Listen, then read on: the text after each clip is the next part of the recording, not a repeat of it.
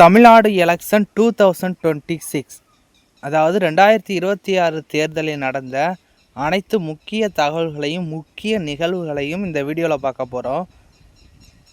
First எடுத்தோன்னே தேர்தலுக்கு முன் எஸ்ஐஆர் அப்படின்னு ஒன்று கொண்டு வந்தாங்க. அதாவது ஸ்பெஷல் இன்டென்சிவ் ரிவிஷன் அப்படின்னா என்ன? வாக்காளர் சிறப்பு தீவிர சீர்திருத்தம். இதில் என்ன பண்ணுவாங்க அப்படின்னா, வாக்காளர் பட்டியலில் உள்ள வாக்காளர் விவரங்களை திருத்துதல். அதாவது இப்போ ஒரு வாக்காளர் முகவரி, அதாவது வீடு மாறி இருப்பாங்க, அதனால் முகவரி மாற்றம் மாதிரி இருக்கும், பெயர் மாற்றம் இருக்கும், இல்லைனா சில வாக்காளர் அடையாள அட்டை வரும்போதே அந்த வாக்காளர் அட்டையில் ஏதாவது தவறு இருக்கும். அதெல்லாம் இந்த எஸ்ஐஆர் மூலம் திருத்துறாங்க. அப்புறம் புதிய வாக்காளர்களை சேர்க்குறாங்க. அதாவது 18 வயசுக்கு மேற்பட்ட யாராவது வாக்காளர் வாக்கு தகுதி இல்லாமல் இருந்தாங்கன்னா அவங்கள இதில் சேர்க்குறாங்க. அடுத்து இறந்தவர்களின் பெயரை நீக்கிறாங்க. இதன் மூலம் போலி ஓட்டுகள், அதாவது கள்ள ஓட்டுகள் எதுவும் போட முடியாது. அதனால் இறந்தவர்களின் பெயரை தூக்குறாங்க, நீக்கிறாங்க. அடுத்து ஒன்றுக்கும் மேற்பட்ட இடங்களில் உள்ள வாக்காளர்கள், அதாவது போலி வாக்காளர்கள். இப்போ ஒருத்தவங்க இடம் மாறி இருப்பாங்க இல்லையா, பழைய அட்ரஸ்லேயே அவங்க வாக்காளர் அட்டையில் பேர் இருக்கும், புதிய அட்ரஸ்லேயும் இருக்கும். இப்படி ஒன்றுக்கும் மேற்பட்ட இடங்களில் ஒருத்தவருடைய ஒரு வாக்காளருடைய பெயரை இருந்தால் அதை நீக்குவாங்க. இதை தான் எஸ்ஐஆர் அப்படின்னு சொல்கிறாங்க. இந்த எஸ்ஐஆர் தமிழ்நாட்டில் எப்போது தொடங்குனுச்சு அப்படின்னா 4 நவம்பர் 2025. அதாவது எலெக்ஷன் ஏப்ரல் 23 நடந்துச்சு. அதுக்கு ஒரு 5-6 மாதத்துக்கு முன்னாடி நவம்பர் மாதத்தில் இந்த எஸ்ஐஆர் பணிங்கிறது தமிழ்நாட்டில் தொடங்குது. ஓகே, இந்த எஸ்ஐஆர் பணியின் சிறப்பு என்ன அப்படின்னா, இந்த பாருங்களேன், கீழே கொடுத்துக்கிறாங்க பாருங்கள். தமிழ்நாட்டில் 6.41 கோடி வாக்காளர்கள் இருந்த நிலையில் எஸ்ஐஆருக்கு பின் 5.43 கோடியாக குறைந்தது. அதாவது எஸ்ஐஆருக்கு பின் 97.37 லட்சம் பேர் நீக்கப்பட்டனர் அப்படின்னு சொல்கிறாங்க. கிட்டத்தட்ட 1 கோடிக்கும் ஒரு 3 லட்சத்துக்கு கம்மியாக 97 லட்சம் பேர் நீக்கியிருக்கிறாங்க அப்படின்னு சொல்கிறாங்க. அடுத்ததாக இந்த 2026 தேர்தலின் போது தமிழக தேர்தல் அதிகாரியாக இருந்தவர் யாருன்னா அர்ச்சனா பட்நாயக் தான் தமிழக தலைமை தேர்தல் அதிகாரி 2026 போது. அடுத்ததாக ஏப்ரல் 2026 நிலவரப்படி மொத்த வாக்காளர்கள் எண்ணிக்கை கொடுத்துக்கிறாங்க பாருங்கள். மொத்தம் 5,73,43,291 பேர். அதில் ஆண்கள் 2,80,30,658, பெண்கள் 2,93,04,905, மூன்றாம் பாலினத்தவர்கள் 7,728 அப்படின்னு சொல்லிக்கிறாங்க. இது எல்லாம் மொத்த வாக்காளர் விவரங்கள், இத்தனை பேர் இருக்கிறாங்க அப்படின்னு சொல்கிறாங்க. இதில் எவ்வளவு வாக்குகள் பதிவான வாக்குகள் எவ்வளவு? அதாவது இந்த 5,73,43,291 பதிவான வாக்குகள் எண்ணிக்கை எவ்வளோன்னு கீழே கொடுத்துக்கிறாங்க பாருங்கள். பதிவான வாக்குகள் 4.87 கோடி. பல்லாயிரக்கணக்கான மக்கள் இதில் ஓட்டும் போடலைங்க. இப்படி ஓட்டு போடாமலேயே 85% வாக்குப்பதிவு தமிழ்நாட்டில் ஒரு ஹிஸ்ட்ரி கிரியேட் பண்ணியிருக்கு. 85% பதிவுங்கிறது இந்த பல்லாயிரக்கணக்கான மக்கள் ஓட்டு போடாமலேயே வந்திருக்கு. அப்போனா அந்த ஓட்டு போடாத மக்கள், இதில் சில பேர் நோட்டாவுக்கு போட்டவங்களும் இருக்கிறாங்க. இந்த நோட்டாவுக்கு போட்ட மக்கள், ஓட்டு போடாத மக்கள், இவங்க எல்லாரும் சேர்ந்து ஒரு முறையான ஜனநாயக ஓட்டை அவங்க கடமையை ஆற்றுனாங்கன்னா இன்னும் வாக்காளர் வாக்குப்பதிவு எண்ணிக்கை கூடும் அப்படின்னு சொல்கிறாங்க. அடுத்து பாருங்கள், இந்த 4,87 லட்சம் பேரில் 2,52,59,596 பேர் பெண் வாக்காளர்கள். அடுத்ததாக ஆண் வாக்காளர் 2,35,34,720 பேர். ஆண்களை விட பெண்கள் அதிகமாக ஓட்டு போட்டுக்கிறாங்கன்னு தெரிய வருது. அடுத்து பாருங்கள், அதிகபட்ச வாக்குப்பதிவு எங்கே நடந்துச்சுன்னா கரூரில் நடந்துச்சுங்க. கரூரில் உள்ள அனைத்து சட்டமன்ற தொகுதிகளிலும் நடந்த வாக்குப்பதிவு கரூர் மாவட்டத்தை அதிகபட்ச வாக்குப்பதிவு பெற்ற மாவட்டமாக முன்னெடுத்து வைக்கிறது. அடுத்து குறைந்தபட்ச வாக்குப்பதிவு எங்கே அப்படின்னா கன்னியாகுமரியில் குறைந்தபட்ச வாக்கு பதிவாகியிருக்கு அப்படின்னு சொல்கிறாங்க. அடுத்து தமிழக சட்டப்பேரவை தேர்தல் முக்கிய தகவல்கள் என்ன அப்படின்னா 15 மார்ச் 2026 சட்டப்பேரவை தேர்தல் தேதி அறிவிக்கிறாங்க. எத்தனாம் தேதி அறிவிக்கிறாங்க அப்படின்னா 23 ஏப்ரல் 2026. 23 ஏப்ரல் 2020 ஒரே கட்டமாக வாக்குப்பதிவு தமிழ்நாட்டில் நடக்க போகுது அப்படின்னு சொல்கிறாங்க. அதற்கேற்றபடி ஒரே கட்டமாக 23 ஏப்ரல் 2026 தமிழ்நாட்டில் சட்டப்பேரவை தேர்தல் நடக்குது. இங்கே 4 முனை போட்டி நிகழுது. தமிழ்நாடு சட்டப்பேரவை தேர்தலில் 4 முனை போட்டி நிலவுது. 4 பேருக்கு, அதாவது 4 கட்சிகளுக்கிடையே போட்டி நடக்குது. என்ன அப்படின்னா திமுகவும் அதன் கூட்டணி கட்சிகளும், அடுத்ததாக அதிமுகவும் அதன் கூட்டணி கட்சிகளும், மூன்றாவதாக நாம் தமிழர் கட்சி, நான்காவதாக தமிழக வெற்றி கழகம். இந்த 4 கட்சிகளுக்கிடையே தான் பெரும் போட்டி நிலவும் அப்படின்னு சொல்கிறாங்க. அதுக்கேற்ற மாதிரியே தேர்தல் நடந்து கொண்டு இருந்தது. அடுத்ததாக இது எத்தனாவது சட்டப்பேரவை தேர்தல் அப்படின்னா 17வது சட்டப்பேரவை தேர்தல்.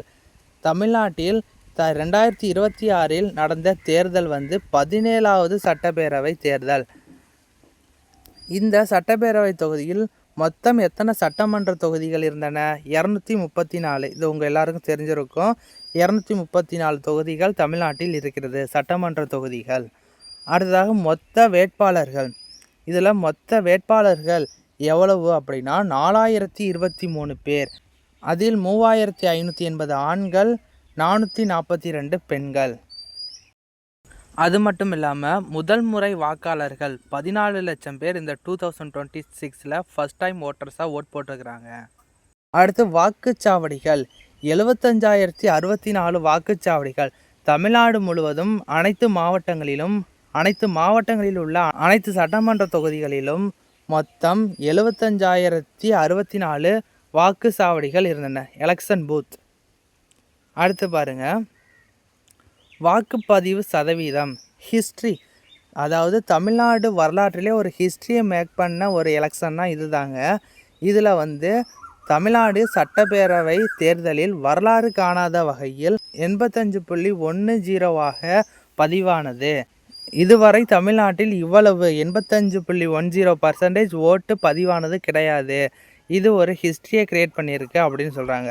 அடுத்தது தேர்தல் முடிவு டிவிகே கட்சி, அதாவது தமிழக வெற்றி கழகம் தனித்து நின்று 108 இடங்களில் வென்று தனிப்பெருங்கட்சியாக உருவெடுத்தது. அடுத்ததாக டிஎம்கே 59 இடங்களில் வென்று எதிர்கட்சியாக உருவானது.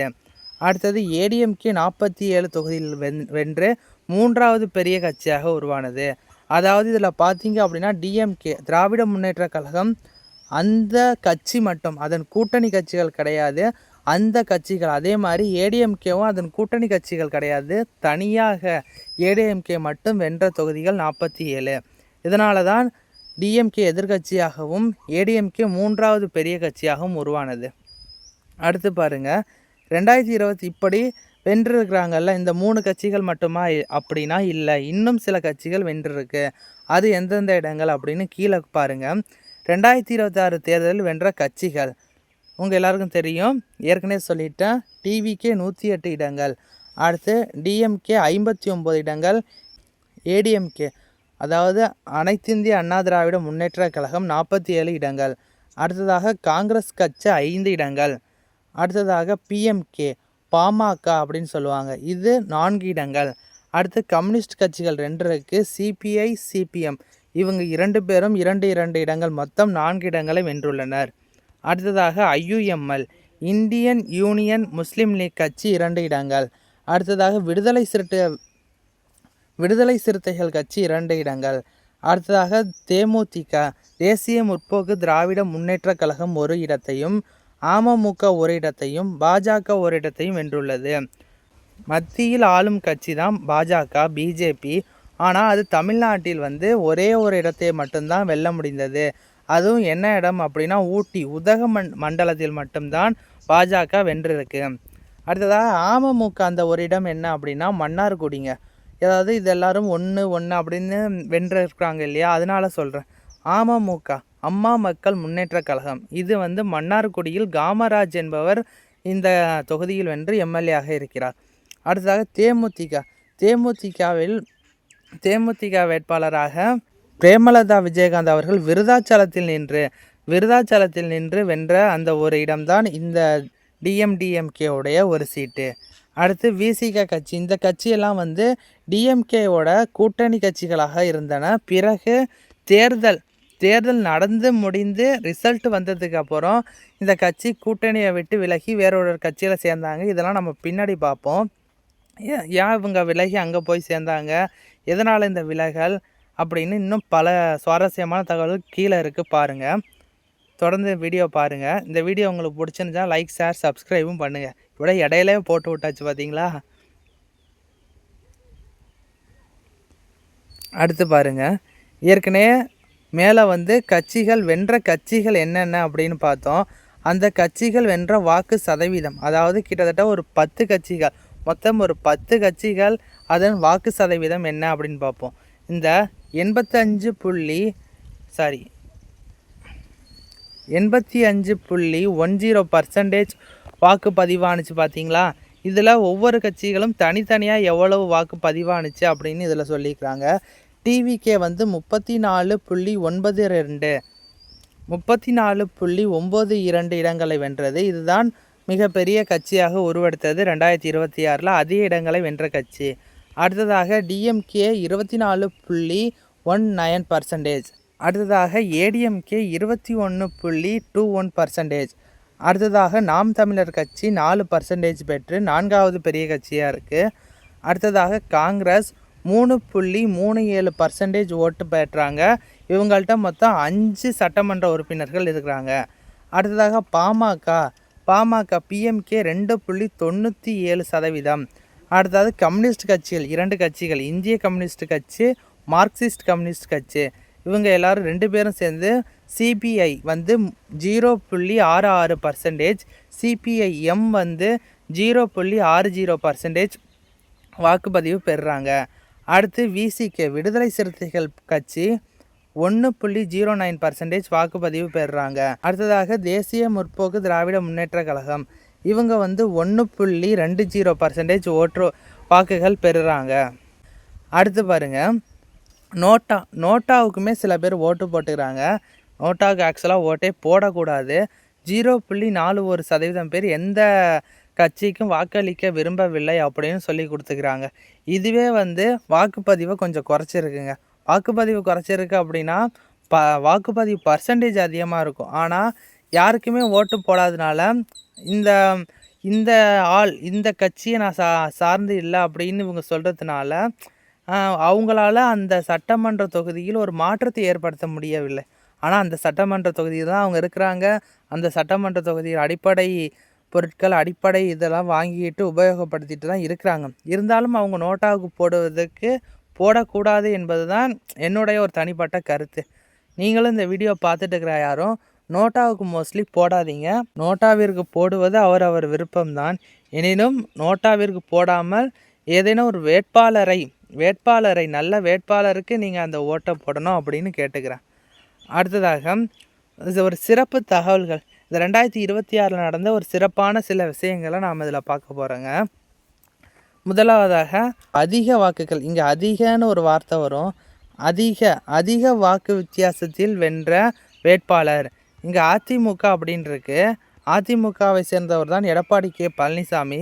ஆனால் இங்கே வந்து அதிக அப்படின்னு தான் வரணும், இந்த இங்கே வரக்கூடாது. அதிக வாக்கு வித்தியாசத்தில் வென்ற வேட்பாளர் யார் அப்படின்னா எடப்பாடி கே பழனிசாமி அவர்கள். தொகுதி எடப்பாடி. இது எங்கே இருக்குது அப்படின்னா சேலம். கிட்டத்தட்ட 50,000த்திற்கும் மேற்பட்ட வாக்குகள் வித்தியாசத்தில் வென்ற ஒரே வேட்பாளர் தமிழ்நாட்டில் அப்படின்னா 2026 எடப்பாடி கே பழனிசாமி அவர்கள் தான். இவர் தான் வந்து அதிக வாக்கு வித்தியாசத்தில் வென்ற வேட்பாளர். அடுத்து குறைந்த வாக்கு வித்தியாசத்தில் ஒரு வேட்பாளர் வென்றிருக்கிறாங்க. அதுவும் ஒரே ஒரு வாக்கு வித்தியாசத்தில் டிவிகே வேட்பாளர் சீனிவாச சேதுபதி ஒரு வாக்கு வித்தியாசத்தில் வெற்றி. எங்கே அப்படின்னா திருப்பத்தூர் தொகுதியில் ஜெயிக்கிறாரு. இவரை எதிர்த்து போட்டியிட்டவர் யார் அப்படின்னா டிஎம்கே வேட்பாளர் KR பெரிய கருப்பனை தோல்வியடைய செய்து ஒரு வாக்குகள் வித்தியாசத்தில் இவர் வந்து அந்த திருப்பத்தூர் தொகுதியில் ஜெயிக்கிறார். அடுத்ததாக பார்த்தீங்கன்னா முன்னாள் முதல்வர் மு.க. ஸ்டாலின் 3 முறை வென்ற அடுத்ததாக பார்த்தீங்கன்னா முன்னாள் முதல்வர் மு.க. ஸ்டாலின் 3 முறை வென்ற கொளத்தூர் தொகுதியில் தோல்வியை சந்திக்கிறார். கொளத்தூர் தொகுதியில் அவரை எதிர்த்து போட்டியிட்ட வேட்பாளர் தாவேக வேட்பாளர் வி.எஸ். பாபு அவங்க வந்து அங்கே ஜெயிக்கிறாங்க. முன்னாள் முதல்வர் மு.க. ஸ்டாலின் அவர்கள் அந்த தொகுதியில் தோல்வி அடைந்தது ஒரு நம்ப முடியாத மற்றும் அதிர்ச்சியூட்டும் தகவலாக இருந்தது. அடுத்ததாக பார்த்தீங்கன்னா 2026 தேர்தலில் டிவிகே வென்றது. தமிழக வெற்றி கழகம் வென்றது. டிவிகே தலைவர் விஜய் அவர்கள் வந்து திருச்சி கிழக்கு, பெரம்பூர் என 2 தொகுதிகளிலும் 2 சட்டமன்ற தொகுதிகளிலும் நின்று 2 சட்டமன்ற தொகுதிகளிலும் வெற்றி பெற்றார். அடுத்ததாக பார்த்தீங்க அப்படின்னா இவங்க 108 அதாவது டிவிகே ஆட்சி அமைச்சு இப்போ நடத்திட்டு இருக்கிறாங்க. அப்போது எலெக்ஷன் நடந்தபோது டிவிகே 108 இடங்களை மட்டுமே வென்றிருந்தது. 108 இடங்களை வென்று தனிப்பெரும் கட்சியாக உருவானது. ஆனால் ஆட்சி அமைக்க 118 இடங்கள் தேவைப்பட்டது. அது என்ன 118 அப்படின்னா அறுதி பெரும்பான்மையான இடம்தான் அந்த 118. அறுதி பெரும்பான்மை அப்படின்னா என்ன அப்படின்னா மொத்தம் தமிழ்நாட்டில் 234 சட்டமன்ற தொகுதிகள் இருக்குது இல்லையா? இந்த 234 சட்டப்பேரவை தொகுதிகளிலும் பாதிக்கும் ஒரு சீட்டு மேலே ஜெயிக்கணும். பாதிக்கும் ஒரு சீட்டு மேலே 234 பாதி எவ்வளோ? 117. 117 + 1 118. இந்த 118 இடங்கள் ஜெயித்தால் மட்டும்தான் ஒரு கட்சி வந்து அறுதி பெரும்பான்மையாக வென்ற கட்சி அப்படின்னு சொல்லுவாங்க. இங்கே டிவிகே வந்து 108 இடங்களை மட்டும்தான் வென்றது. 118 தேவைப்பட 10 இடங்கள் தேவைப்பட்டது. இதனால் ஹங் அசம்பிளி அதாவது தொங்கு சட்டப்பேரவை அப்படின்னு சொல்லுவாங்க. அதாவது எந்த கட்சிக்குமே ஒரு அறுதி பெரும்பான்மை அதாவது 118 அப்படிங்கிற அந்த மேஜிக்கல் நம்பர் 118ங்கிற அந்த பாதிக்கும் மேற்பட்ட ஒரு ஆள் ஜெயித்து வர அந்த நம்பர் யாருக்கும் கிடைக்கல அப்படின்னா ஹங் அசம்பிளி தொங்கு சட்டமன்றம் தொங்கு சட்டப்பேரவை உருவாகும். அப்படி தான் 2026 தேர்தலில் தொங்கு சட்டப்பேரவை ஹங் அசம்பிளி உருவானுச்சு. ஆனாலும் பிறகு என்ன நடந்துச்சு அப்படின்னா காங்கிரஸ் கம்யூனிஸ்ட் கட்சிகள் 2 அதாவது இந்திய கம்யூனிஸ்ட் கட்சி மார்க்சிஸ்ட் கம்யூனிஸ்ட் கட்சி இந்த 2 கட்சிகளும் இந்தியன் யூனியன் முஸ்லீம் லீக் விடுதலை சிறுத்தைகள் கட்சி அவர்கள் எல்லோரும் வந்து டிவிகேக்கு 108 இடங்கள் இல்லாமல் 118 இடங்களை பெற அவர்களுக்கு இந்த கட்சிகள் ஆதரவு தருகின்றன. இந்த ஆதரவு கிடைத்த பிறகு டிவிகே தலைவர் திரு சி. ஜோசப் விஜய் முதலமைச்சராகிறார். இதுதாங்க 2026 நடந்த எலெக்ஷனுடைய ஒரு மேற்பார்வை. இது உங்களுக்கு மிகவும் பயனுள்ளதாக இருந்திருக்கும்னு நினைக்கிறேன். இது மட்டும் இல்லாமல் அடுத்ததாக ஜென்ரல் ஸ்டடீஸ் 2ல் 2026 தேர்தலில் வென்று தமிழ்நாட்டு சட்டசபையில் அமைச்சராக உள்ள அனைவரின் பெயர்களையும் அவர்களுக்கு ஒதுக்கப்பட்ட துறைகளையும் விரிவாக பார்ப்போம். இது போன்ற இன்னும் பல வீடியோக்கள் நம்ம சேனலில் தொடர்ந்து வரும். பார்ப்பதற்கு சேனலை சப்ஸ்கிரைப் பண்ணி வைங்க. நன்றி, வணக்கம்.